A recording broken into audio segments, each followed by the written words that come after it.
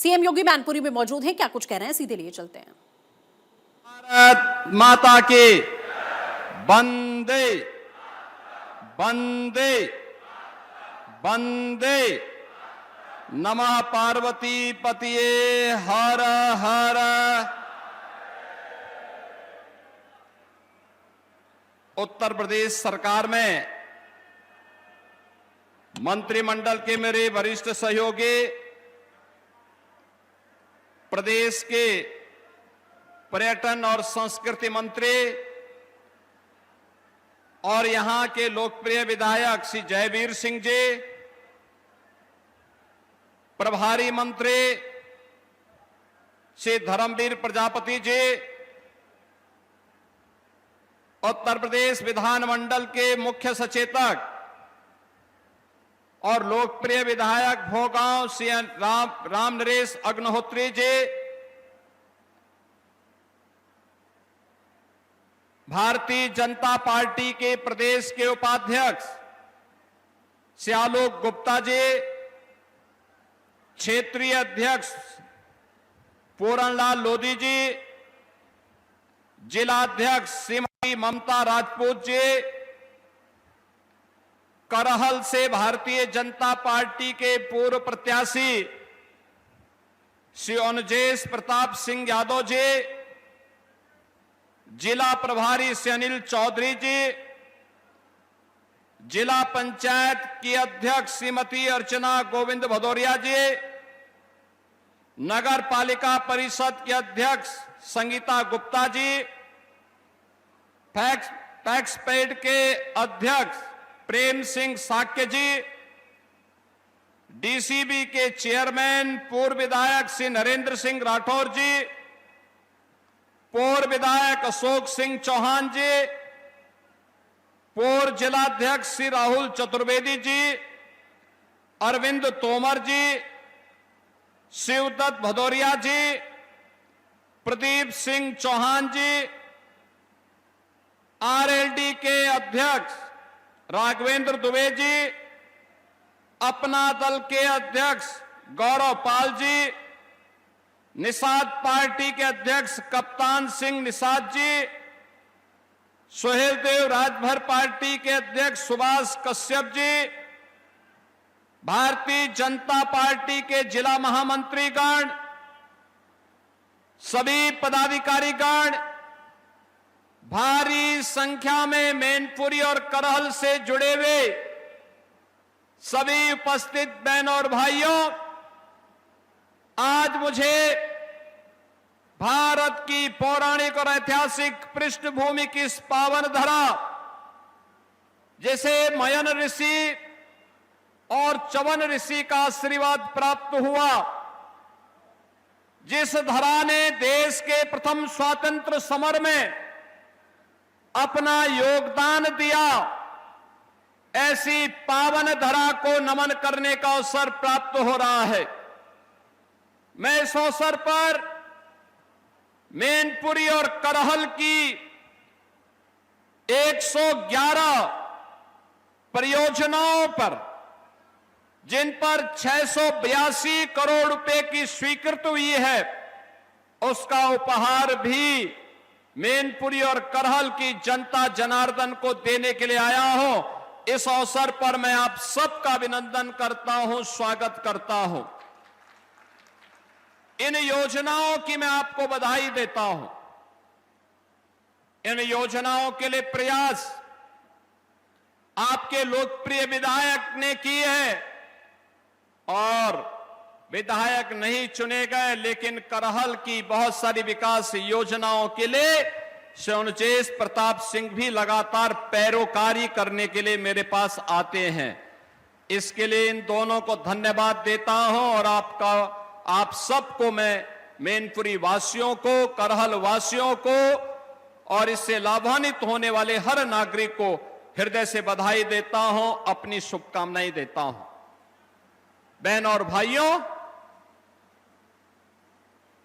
मैनपुरी, आज का मैनपुरी अपनी पौराणिक और ऐतिहासिक पहचान के लिए जाना जा रहा है। एक गौरवशाली विरासत।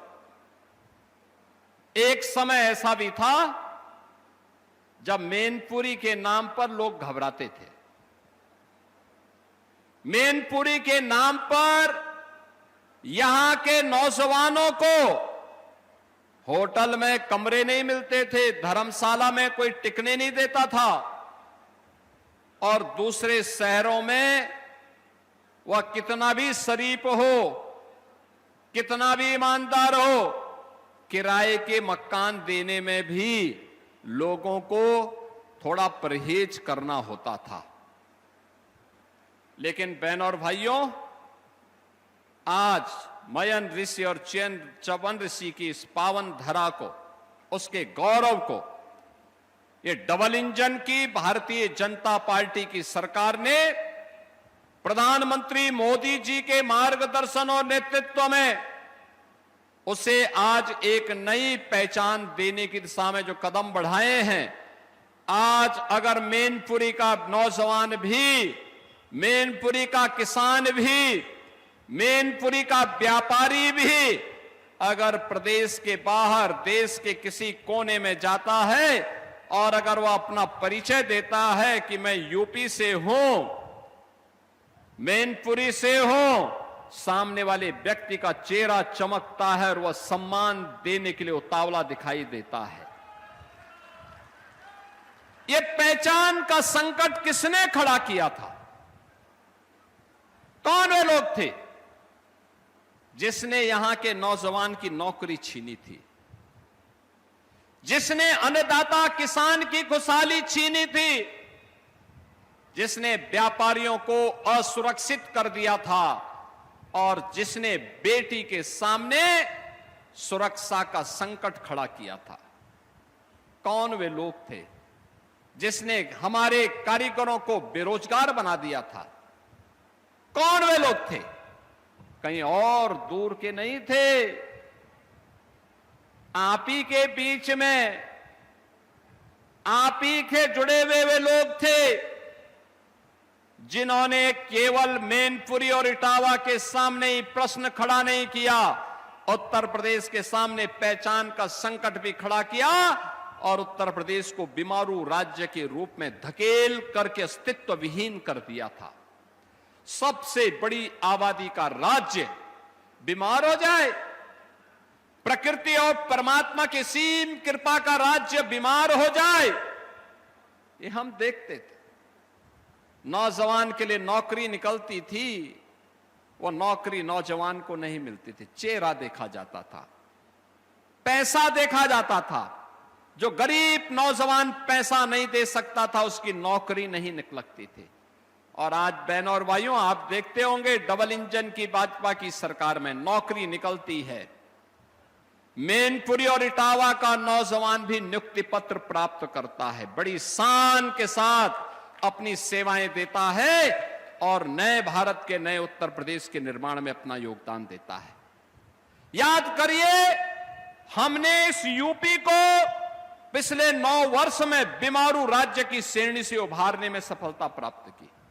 आज हमारा यूपी बीमारू नहीं, आज हमारा यूपी अब रेवेन्यू सरप्लस राज्य है और भारत की अर्थव्यवस्था का ग्रोथ इंजन बन करके टॉप बॉटम 3 से देश की टॉप 3 इकोनॉमी में यूपी ने अपना स्थान बनाया है।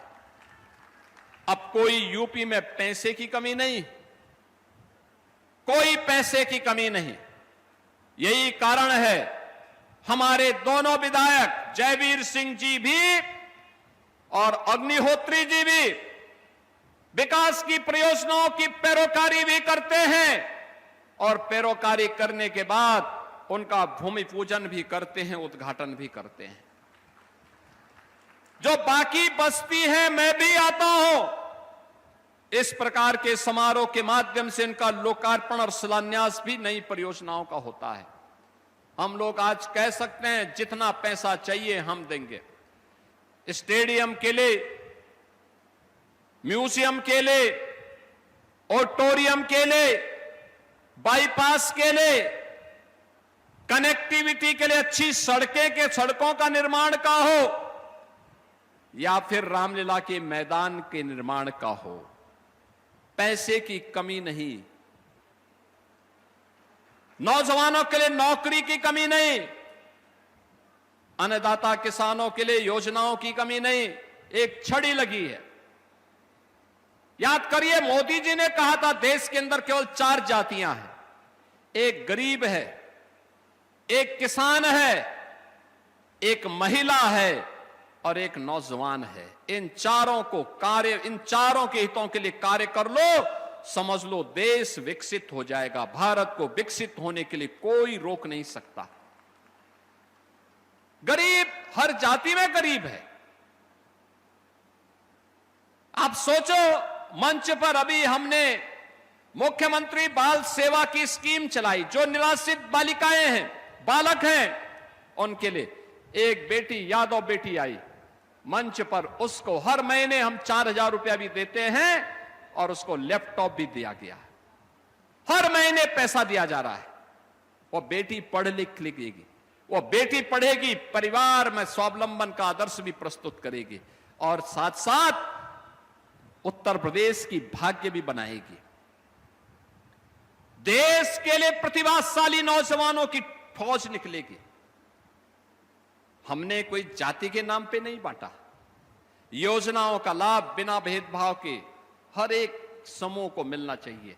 वह दलित है, वह वंचित है, वह गरीब है, वह कमजोर है, किसी भी जाति का है, उसको योजना का लाभ मिलना ही चाहिए। ये हमारे संस्कार हैं और उसके तहत डबल इंजन की सरकार कार्य कर रही है। अन्नदाता किसान है, याद करिए, हमने फसल ऋण माफी का कार्यक्रम चलाया, 86 लाख किसानों को दिया, लेकिन बहनों और भाइयों, किसी के साथ भेदभाव नहीं किया। वह किसान दलित भी था, वंचित भी था, पिछड़ा भी था, ओबीसी का भी था, हर जाति का था, लाभान्वित हुआ। हमने 1 डिस्ट्रिक्ट 1 प्रोडक्ट की स्कीम चलाई। हर योजना के लिए स्कीम बनाई गई बिना भेदभाव के। मैनपुरी की तार कसी की इस कारीगरी को वैश्विक पहचान दिलाया।